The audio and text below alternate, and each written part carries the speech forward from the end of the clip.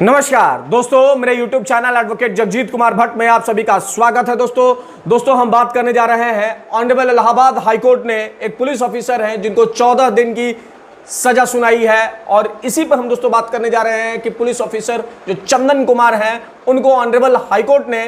क्यों जेल की 14 दिन की जेल की सजा सुनाई। तो दोस्तों वो इसलिए सुझाई क्योंकि honourable supreme court of India की एक महत्वपूर्ण गाइडलाइन है जिसे अर्नेश कुमार गाइडलाइन कहते हैं। Arnesh Kumar versus state of Bihar का एक केस है, वो एक गाइडलाइन सुप्रीम कोर्ट ने दी थी, उस गाइडलाइन को इन्होंने फॉलो नहीं किया तो कोर्ट ने इनको 14 दिन की जेल की सजा सुना दी। अब बात करते हैं दोस्तों कि ये घटना कहाँ की है। तो ये दोस्तों घटना जो है उत्तर प्रदेश के शाहजहांपुर डिस्ट्रिक्ट के अंतर्गत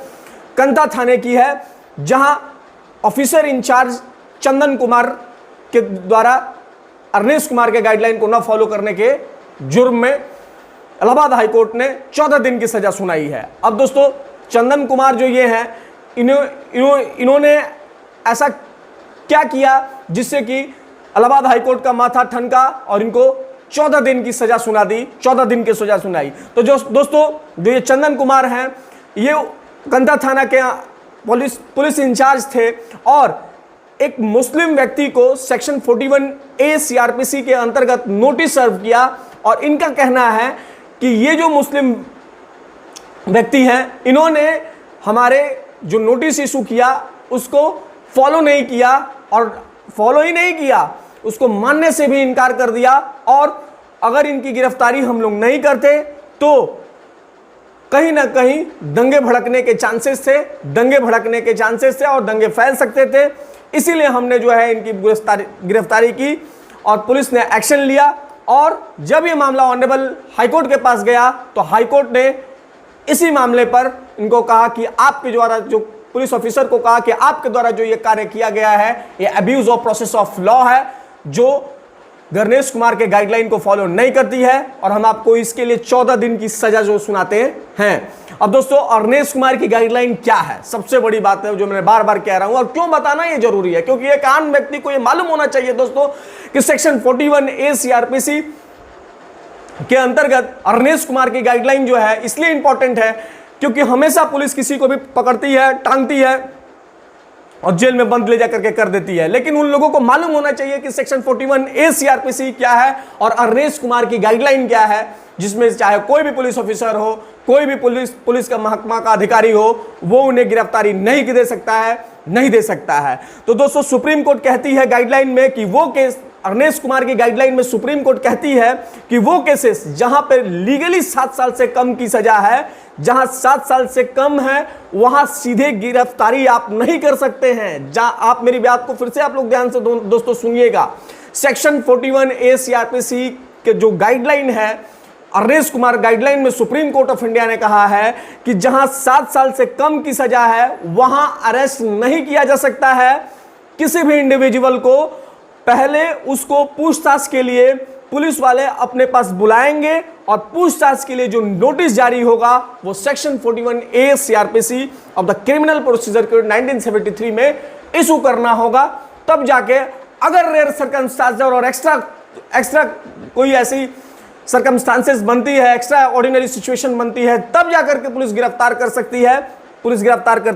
सकती है। दोस्तों अब हम ये भी बात कर लेते हैं कि सेक्शन 41A CRPC जो notice of appearance before police officer है ये क्या है दोस्तों। इस पे पूरी बात कर लेते हैं। द पुलिस ऑफिसर, ये section 41A code of criminal procedure पढ़ेंगे अगर आप तो आपको यहां देखने को मिलेगा, लिखता है यहां पे कि the police officer shall in all cases where the arrest of a person is not required under the provision of sub section 1 of section 41 issue a notice directing. देखिए दोस्तों यहां पे लिखा है साफ साफ शब्दों में, सभी पुलिस ऑफिसर को कहा गया है, सेल मैंडेटरी यूज किया गया है और यह भी कहा है कि इशू ए नोटिस डायरेक्टिंग, यानी कि आपको नोटिस इशू करना है, किसी को गिरफ्तार करना है तो आप डायरेक्ट उसको गिरफ्तार नहीं कर सकते हैं। आगे ही लिखता है, आगे में कहता है कि the person against whom a reasonable complaint has been made or credible information has been received or reasonable suspicion exist that is a committed a cognizable offense to appear before him or such other places as may specified in this notice. Section 41 जो ये है दोस्तों, इसी में guideline supreme court ने दिया कि आप किसी को भी गिरफ्तारी अगर करते हैं, 7 साल के कम की सजा है, तो आप उसे सीधा गिरफ्तार नहीं कर सकते हैं। आप उसको सबसे पहले नोटिस इशू करेंगे और देन आप उसके, अगर वो रेयर सर्कमस्टांसेस बनता है तो उसकी गिरफ्तारी आप करेंगे। अब दोस्तों इस वाले मामले में कहां फंसा और क्यों पुलिस वाले को नोट जो है ऑनरेबल इलाहाबाद हाईकोर्ट ने 14 दिन की सजा सुनाई। तो इस वाले ये मामला फंसा दोस्तों, नोटिस इशू हुआ, एक्यूज ने पुलिस वाले का नाम था कि उन्होंने नहीं माना, तो एसओएचओ इंचार्ज ने इस मामले में कॉम्युनल कलर दे दिया। और जब कॉम्युनल कलर दिया, मामला ऑनरेबल इलाहाबाद हाईकोर्ट के जो डबल बेंच के पास ये मामला गया और डबल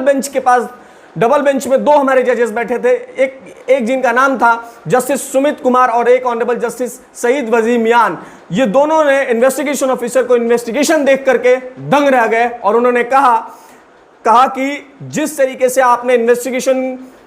किया है और आपके जो ये कार्रवाई है, ये लगता है कि abuse of process of law है, क्योंकि आप ये इसको कॉम्युनल कलर देने का प्रयास कर रहे हैं और ऐसा कुछ दिखता नहीं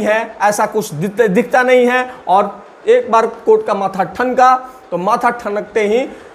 इन्वेस्टिगेशन ऑफिसर नप गए और बढ़िया से चंदन कुमार जो है कोर्ट के सामने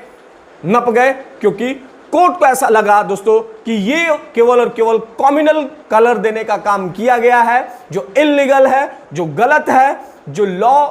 को मिसयूज है। इसलिए हम लोग चंदन कुमार को 14 दिन की सजा देते हैं दोस्तों।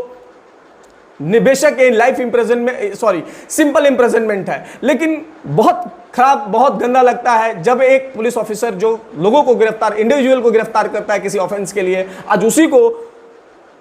गिरफ्तार करके जब जेल चले जाएंगे तो कितना खराब लगेगा। ये बातें क्यों बताई जा रही हैं दोस्तों मेरे द्वारा आपको? इसलिए बताई जा रही हैं क्योंकि आप अपने राइट्स को जाने कि कैसे पुलिस 7 साल के कम की सजा में भी आती है और आपको टांग के लेके चली जाती है और आपको मालूम तक नहीं चल पाता है। और कई मर्तबा पुलिस ऐसा करती है, लेकिन बहुत कम ऐसा होता है कि पुलिस वाले नाप दिए जाते हैं। इस केस में जैसे पुलिस वाले नाप दिए गए। दोस्तों केस का क्या नाम है मैं वो भी आपको बता देता हूं। केस का नाम है दोस्तों कंटेम्प्ट एप्लीकेशन क्रिमिनल नंबर 5/2022 इन रे versus Shri Chandan Kumar investigation officer. दोस्तों जब मैंने आपको ये जब चीजें बताई तो इसमें 3 चीज इंपॉर्टेंट है दोस्तों, याद रखने वाली बात कि सबसे पहले अर्नेश कुमार का गाइडलाइन क्या है, जिसमें मैंने बताया कि अर्नेश कुमार के गाइडलाइन में honourable supreme court of India ने 2014 में यह कहा कि 7 साल के से कम के सजा में अगर आप गिरफ्तार किसी को करते हैं तो सबसे पहले आप नोटिस इशू करेंगे, पुलिस आपके पास आपको बुलाएगी, सारा कुछ इंक्वायरी करेगी, इंक्वायरी करने के तत्पश्चात ही आपको जो है पूछताछ करके फिर छोड़ देगी। और रेयर सर्कमस्टांसेस, इस तरीके का एक्स्ट्रा ऑर्डिनरी सिचुएशन कुछ बनता है तो फिर जो है आपको पुलिस जो है गिरफ्तार वहां पे कर सकती है। जैसा कि इसमें चंदन कुमार ने इसको कॉम्युनल कलर देने का काम किया और कहा कि नहीं, ये अगर इनको गिरफ्तारी नहीं करते हैं हम लोग, चूंकि इनको नोटिस सर्व हमने किया और ये अपेयर नहीं है तो हम लोगों को लगा कि कहीं कॉम्युनल इसमें दंगा ना फैल जाए, इसलिए हमने इन लोगों को गिरफ्तार कर दिया। लेकिन कोर्ट को यह उचित नहीं लगा, इसलिए कोर्ट ने पुलिस वाले को ढंग से नाप दिया। अब दूसरी चीज दोस्तों कि ये जो सेक्शन 41A जब अर्नेश कुमार का गाइडलाइन 2014 में आया तो कहीं ना कहीं इस जजमेंट में, इस गाइडलाइन में देखने को मिला कि जो डॉरी सिस्टम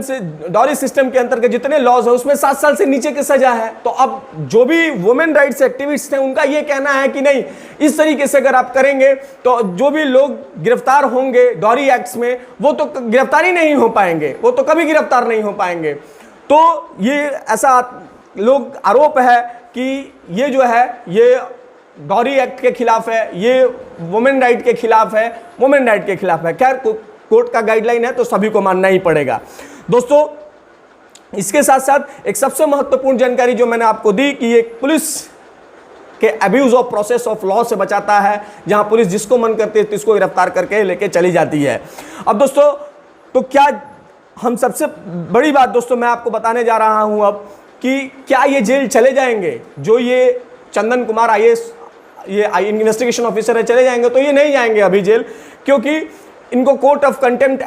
एक्ट 1973 के सेक्शन 90 में अभी ये डबल बेंच के पास मामला गया था। चूंकि पहले ये हाईकोर्ट के सिंगल जज के बेंच में मामला जाता है, लेकिन इनका मामला डबल बेंच में गया था, तो डबल बेंच से अभी अप्रोच करेंगे कहां, सुप्रीम कोर्ट ऑफ इंडिया में, और वहां इनको 60 डेज का एग्जम्पशन दिया गया है, 60 डेज का एग्जम्पशन दिया गया है। 60 डेज के बाद जो है ये अपना फाइल कर देंगे अपील, और इसके बाद ये जेल से बाहर भी आ सकते हैं। और सबसे बड़ी बात दोस्तों, जो कि मैंने आपको बताया कि ये लॉज जानने जरूरी है, ये लॉज जानने जरूरी है। आप क्या मानते हैं दोस्तों कि क्या पुलिस वाले abuse of process of law नहीं करते हैं? और अगर करते हैं तो ये अपने आप राइट्स जानिए, अपने राइट्स जानिए। बाकी आपको ये वीडियो कैसी लगी शेयर करें दोस्तों, मेरे यूट्यूब चैनल को सब्सक्राइब करें, लाइक करें दोस्तों। धन्यवाद दोस्तों, धन्यवाद।